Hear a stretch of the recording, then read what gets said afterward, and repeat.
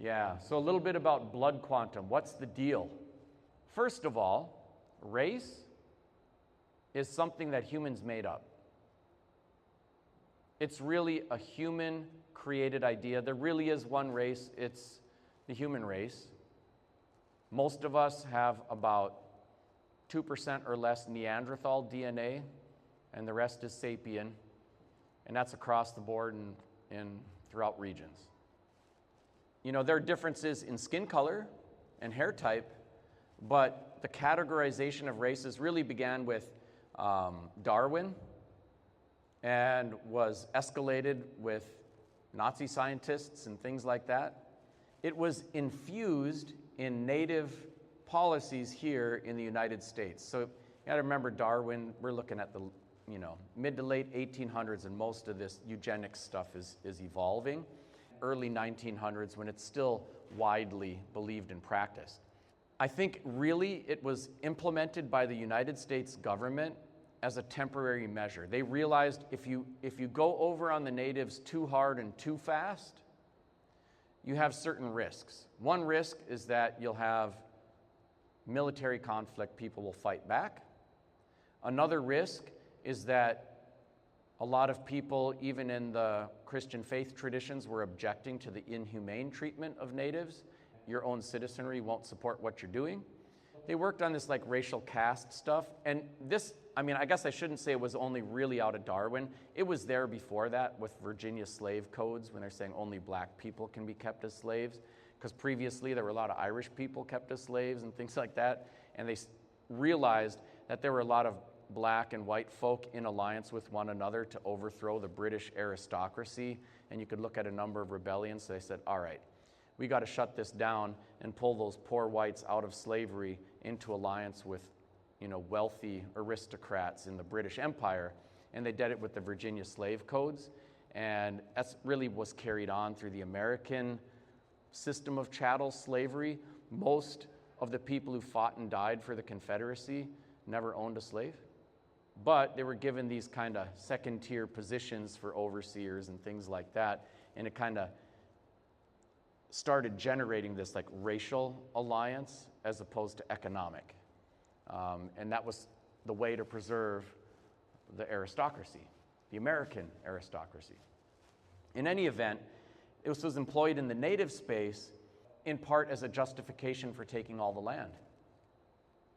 So native people were repeatedly told, and this happened like in the 1855 treaty, which governed this area, natives are saying, we don't want to sell our land. We've always lived here.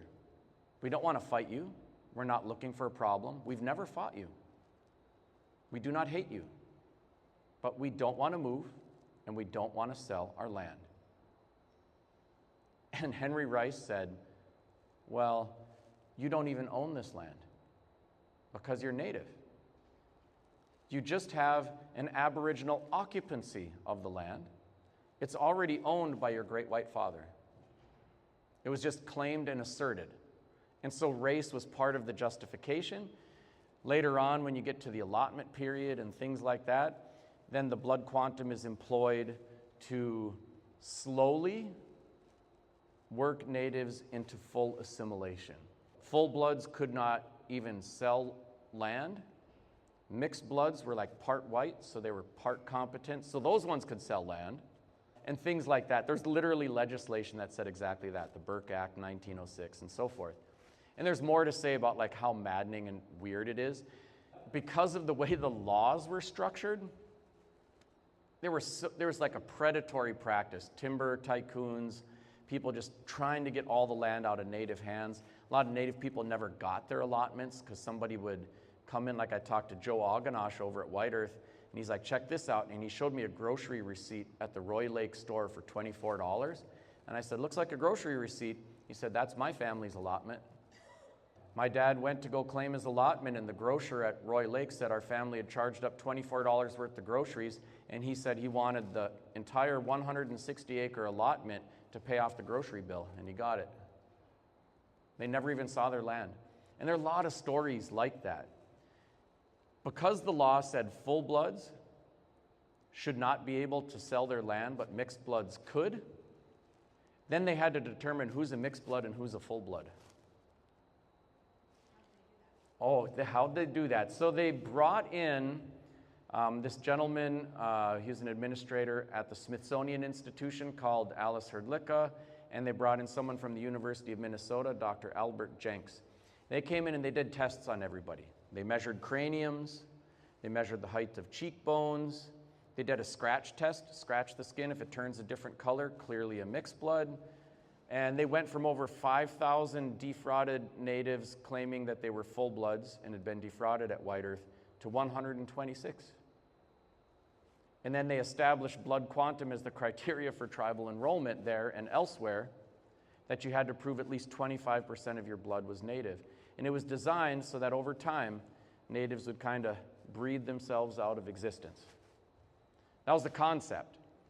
Now, really the next question a lot of people who aren't familiar with this stuff will ask is, why is it still there? Why didn't they throw it out? You know, a lot of places are trying to do that, but it is complex internally for natives in a whole variety of ways. One of the ways is there's a lot of scarcity feelings amongst native people. Throwing people into poverty for a long, long time, and a lot of people still navigating poverty. It's like, are we going to double our tribal enrollment? What's that going to do to the housing support and other kinds of resources that I rely upon to take care of my family? Is there going to be less of that? It's supercharged if you're in a community that does a per capita payment from a casino. Then you're asking existing citizens to vote to dilute a current financial benefit. So that's a lot to ask of some of those folks. By the way, per capita payments are uncommon. You hear the famous ones down at Shakopee or something like that. Those are the exception rather than the rule. There's only a couple hundred people down at Shakopee, and there are 10 million natives in the country, so that is not the normal experience for most people. You know, there are also people who socially kind of worry about those who stayed and kept the language and culture alive and have been here are going to get overwhelmed if we totally change the native polity, and so they're a little resistant to it. It's also complicated at a place like Leech Lake, because Leech Lake is part of the Minnesota Chippewa Tribe. There are 6 member bands in the Minnesota Chippewa Tribe, White Earth. It's really all the Ojibwe folks in Minnesota except for Red Lake. And so the constitution for the Leech Lake is the constitution for the Minnesota Chippewa Tribe. So you have to change something there, even to raise the question about changing it at the band level. But there are conversations underway. I think it's possible, maybe even probable, that sooner or later the Minnesota Chippewa Tribe will change their constitution to say the MCT will no longer make tribal enrollment decisions. Each band has to make their own. And that way they don't have to force somebody to accept a descendants, and someone who wants to do that won't be forced not to or something like that. I think if they do that, I think White Earth will change to lineal descent pretty quickly, probably Grand Portage. The other ones, it's not quite as certain. But over time, that something will change or they will expire. There are 40 children on the tribal rolls at Grand Portage right now. If they don't change it, they will not exist. There is an expiration date if you've got a blood quantum. Some of the tribes, Red Cliff, Bad River, those are Ojibwe ones in Wisconsin, have changed to lineal descent, and they haven't fallen apart and everything's going okay. In my view, that would be the way to do it. I do think that some of the concerns shouldn't be just dismissed. Red Lake kind of went in between, so they didn't do away with blood quantum, but they declared everyone on the 1958 roll a full blood, and they went from 12,000 to 20,000 tribal members in a few years. So it's like a half measure, but they can always vote to change it further later if they need to. I think anyone with declining birth rates and declining numbers has declining power, and anyone with increasing numbers and things like that has increasing power, and I think that's the case for tribal nations. But most importantly, what are our values? Like, Native people never had a blood quantum or even a citizenship card, to identify who they were. And we've had 1/3 of our people adopted and fostered out of our communities. We should be welcoming them back if they want to reconnect and learn, and we shouldn't be shaming people away. And I will never win election to a tribal government in a per cap place with ideas like that. But that's my view. For whatever that's worth, not everyone will agree.